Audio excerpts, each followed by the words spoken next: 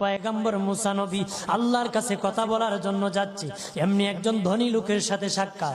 ধনী কয়, মুসা রে, ও মুসা, আমার এত ধন হিসাব রাখতে পারি না, আল্লাহরে জিগাইবানি কি করলে আমার ধন কমবে? মুসা নবী কয়, ঠিক আছে জিগাইব।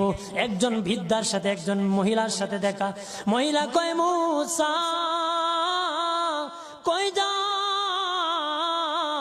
কই যাও রে মুসা? মুসা নবী কয়, তোর পাহাড়ে যাব, আল্লাহর সাথে কথা বল। মুসা রে, আল্লাহরে জিগাইবানি, আমি গরিব মানুষ, আমি ভালো কিছু কিনতে পারি না, ছেলে মেয়েকে ভালো কিছু খাওয়াইতে পারি না, ভাঙ্গা ঘর, এত গরিব, ভালো করে ঘর বানাইতে পারি না, আল্লাহরে জিগাইবানি কি করলে আমার উন্নতি হবে, ধনী হব, টাকা পয়সা হবে, আল্লাহরে জিগাইবানি। আল্লাহ মুসা নবী কয়, ঠিক আছে, আল্লাহরে জিগাইব, তুমি কেমনে ধনী হইবা? আল্লাহ নবী মুসা নবী তিন রাস্তার মোড়ে যা দেখে একটা লোক বসে আছে, তার দুই হাত নাই, দুই পা নাই, দুই হাত নাই, দুই পা নাই।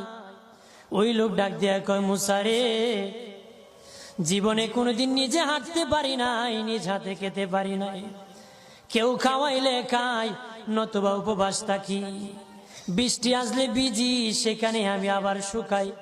ও মুসা, জীবনে কোনো কাজে দুনিয়ার লাগি নাই, আল্লাহরে জিগাই বানি কোন কারণে আমারে বানাইছে?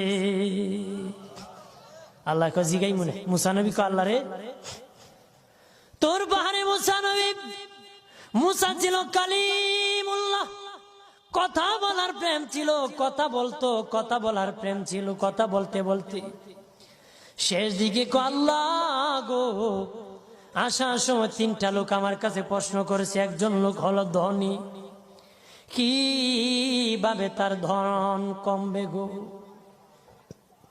আল্লাহ বলেন, মুসা রে,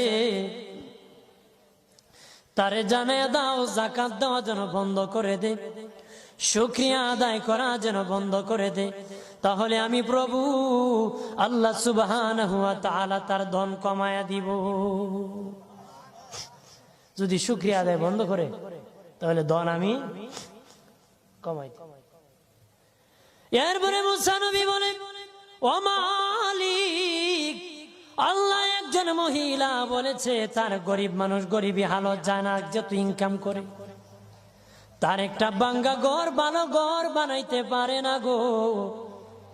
ও প্রভু, কি করলে তার ঘর উন্নতি হবে, তার অবনতির থেকে উন্নতি হবে? আল্লাহ বলেন, মুসা রে, মহিলা